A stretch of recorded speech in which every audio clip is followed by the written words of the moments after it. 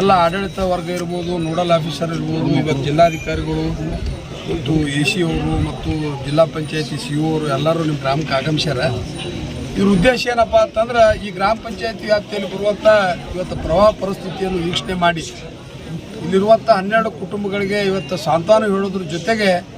ಒಂದು ಉತ್ತಮವಾದ ಮೂಲಭೂತ ಸೌಕರ್ಯವನ್ನು ಒದಗಿಸ್ಬೇಕು ಅನ್ನುವ ಒಂದು ಮುಂದಾಲೋಚನೆ ಮತ್ತು ಒಂದು ದೂರದೃಷ್ಟಿ. ನೀವು ಹೇಳಿದ ಹಾಗೆ ಈಗೇನು ಬಿಸಿ ಊಟದ ಥರ ಇವತ್ತು ಏನು ನಿರಾಶ್ರಿತರಿಗೆ ಊಟ ಕೊಡ್ಲಕತ್ತಾರ.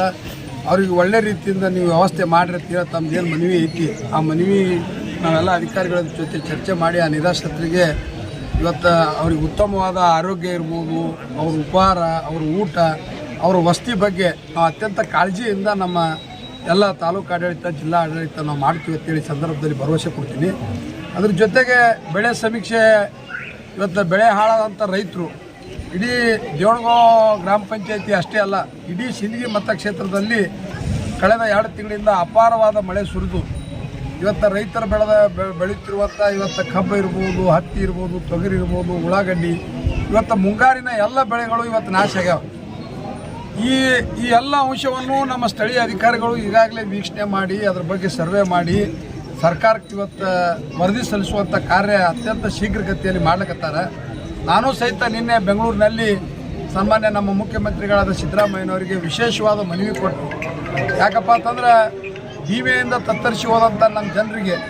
ಅದ್ರ ಜೊತೆಗೆ ಮಳೆಯಿಂದ ತತ್ತರಿಸಿ ಹೋದಂಥ ನಮ್ಮ ಜನರಿಗೆ ಸಿಂದಗಿ ಮತಕ್ಷೇತ್ರಕ್ಕೆ ಒಂದು ವಿಶೇಷವಾದ ಪ್ಯಾಕೇಜ್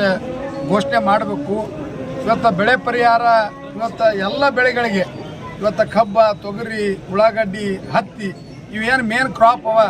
ಇವೇನು ರೈತರು ಇವತ್ತು ಭಾಳ ಕಷ್ಟದ ಕಾಲದಲ್ಲಿ ಯಾಕಂತಂದ್ರೆ ಮಳೆ ಈ ಕಡೆ ಮಳೆ ಮೇಲೆ ಏನಪ್ಪ ಅಂತಂದ್ರೆ ಭೀಮಾ ನದಿಯಿಂದ ತತ್ತರಿಸಿ ಹೋದಂಥ ಜನರಿಗೆ ಒಂದು ಸರ್ಕಾರದಿಂದ ಅನುಕೂಲ ಮಾಡಿಕೊಡ್ಬೇಕು ಅನ್ನೋ ನಿಟ್ಟಿನಲ್ಲಿ ಜಿಲ್ಲಾಡಳಿತ, ತಾಲೂಕು ಆಡಳಿತ ಯಾವಾಗಲೂ ಜನಪರವಾಗಿ, ರೈತರ ಪರವಾಗಿ, ಇಲ್ಲಿರುವಂಥ ನಿರಾಶ್ರಿತರ ಪರವಾಗಿ ನಾವು ಪ್ರಾಮಾಣಿಕವಾಗಿ ಮತ್ತು ಬದ್ಧತೆಯಿಂದ ಕೆಲಸ ಮಾಡ್ತೀವಿ ಅಂತೇಳಿ ಈ ಸಂದರ್ಭದಲ್ಲಿ ತಮಗೆಲ್ಲರಿಗೂ ನಾನು ಹೇಳಕ್ಕೆ ಬಯಸ್ತಾ ಇದ್ದೀನಿ.